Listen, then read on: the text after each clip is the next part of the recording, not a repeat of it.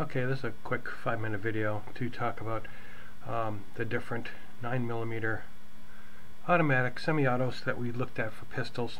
And we basically just looked at double stacks, and the only ones shown on the list are ones that my wife and I, after taking our CCW class and waiting for our permits to be approved, we went and rented every one of these guns to try them out, see what they were like.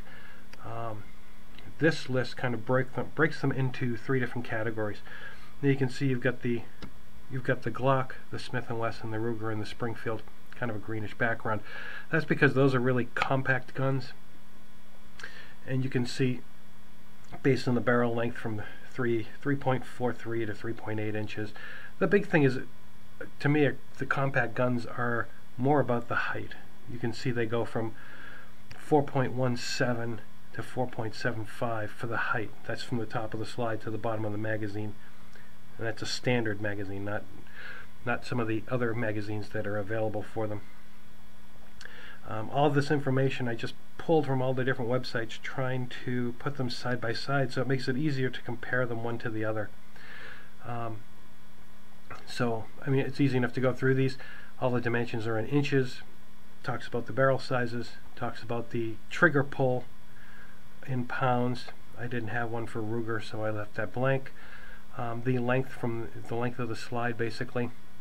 The width of the slide, I believe these were on the website, so my assumption is it was the width of the slide. Height again from the top of the slide to the bottom of the magazine. Weights, again, pretty much self-explanatory. Safeties are basically, for the Glock, it's a trigger safety only. For the Smith & Wesson 9C, I put slide in there, but I believe it's, from everything I've seen, it's just a trigger safety. Same thing on the Ruger, it's a trigger safety. On the Springfield XDM, it is a back grip and a trigger safety. The next column here is on mags. Talks about the first number, the 10, the 12, the 10, the 13. Those are the magazine that would not extend the bottom of the grip. Basically, again, these are the compacts, so there's no place for your pinky unless you go with an extended grip that goes on the back of an extended magazine. So this just shows all the different mags that would fit into these. So for the Glock, it's going to come with a 10, but you can also put in a 12 round, 15, 17, 19, 33. There are a lot of different choices for Glock. For Smith & Wesson, comes with 12 rounds magazine, and you can put in a 17. For the Ruger, it comes with a 10 round mag. You can put in a 17. For the Springfield has a 13 and a 19. I think there might be other choices there. These are what I was able to find online. And then what I do is I took Cabela as the retailer. I was able to find prices for all of these guns in one. So these are more of for comparison, to show roughly what these costs are from the same retailer. I'm sure you can find these guns for more or less. Seems like Glock is pretty much a fixed price. It's $4.99 or $4.49. I mean $5.49 for the Gen 3 or the Gen 4. And for the Gen 4, you're going to get an extra mag anyway for that extra $50, so it's not that bad. This here is just my preference and my wife's preferences when we shot these guns. Made in, pretty much self-explanatory. Again, what country those guns were made in. And hand, so whether it's right hand or left hand. Now for the Gen 3, for the Glock, the Gen 3 is a right-handed gun. Mag releases on the right-hand side only, or left-hand side only, and it's switchable on the Gen 4. On the Smith & Wesson, the Ruger, and the Springfield, they're ambidextrous, so the mag release is going to be on both sides. Slide release I'm not certain on. Now we get into the Glock 19, which to me kind of sits there all by itself. I mean, it could be down with the compacts, and it could be up with the regular versions, like the 17, because you can see there's a very short barrel on the Glock 19. But the big thing is, I'm basing it on the Glock 19 being a kind of, not really a compact, but it is, because it does have, as you can see, it does have a longer height. It's got a 5-inch height from the top of the slide to the bottom of the mag, and basically that is a full-size handle. You can get all your fingers on that without any type of mag extension. And again, just filled in what the differences, what the mag sizes are that are going to come with it, what the costs are.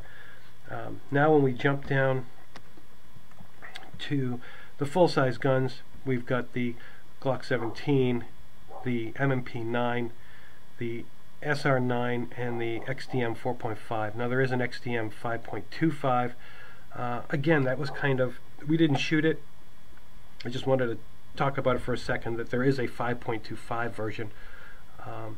Everything is basically the same except that the slide is a lot longer to cover a 5¼ inch barrel.